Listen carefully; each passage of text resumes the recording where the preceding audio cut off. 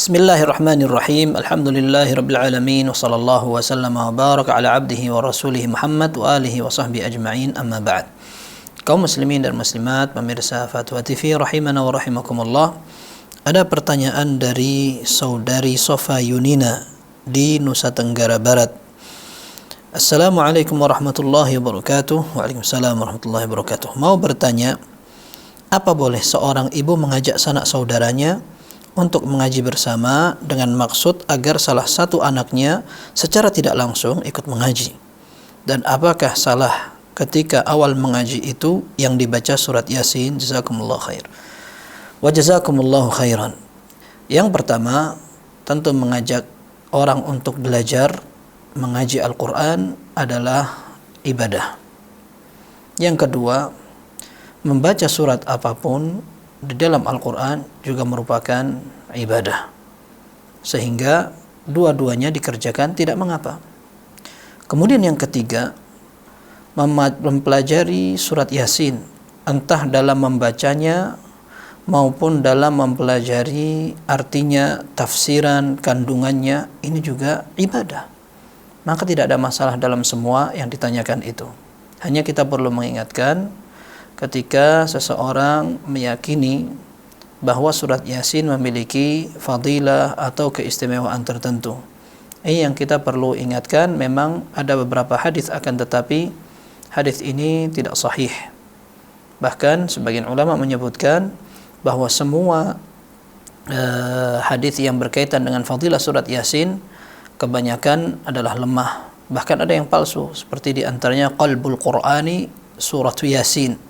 Surat Yasin adalah jantungnya Al-Quran. Ini adalah hadis yang disebutkan oleh Ibnul Jauzi dalam kitab Al-Mawdu'at. Ini adalah salah satu contoh hadis yang palsu.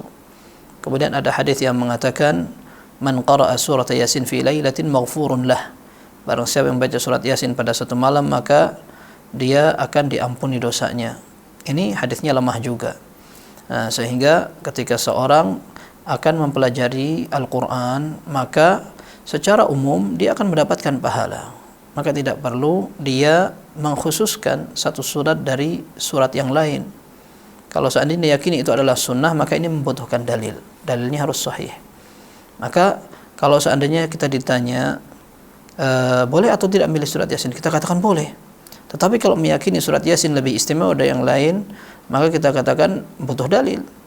Dan meyakini itu sunnah, ini juga butuh dalil. Kalau tidak ada dalilnya, khawatir itu adalah kesalahan.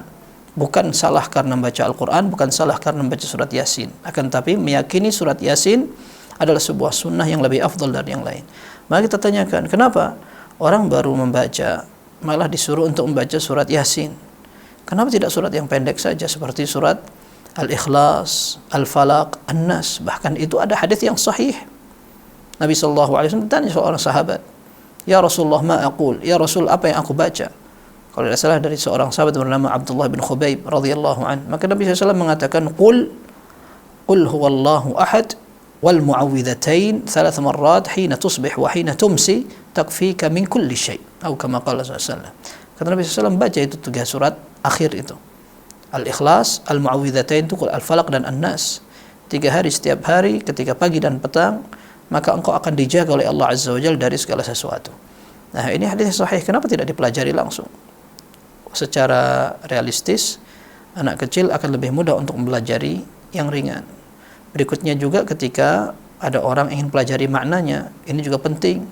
Ketika orang bisa menjadikan itu sebagai zikir pagi dan petang, setiap hari dibaca, keistimewaan dan fadilahnya sahih, maka ini dahulukan. Seperti itu. Wallahu a'lam bis-shawab. Wassallallahu wasallam wa baraka ala abdihi wa rasulih Muhammad wa alihi wa sahbihi ajma'in. Walhamdulillahirabbil alamin.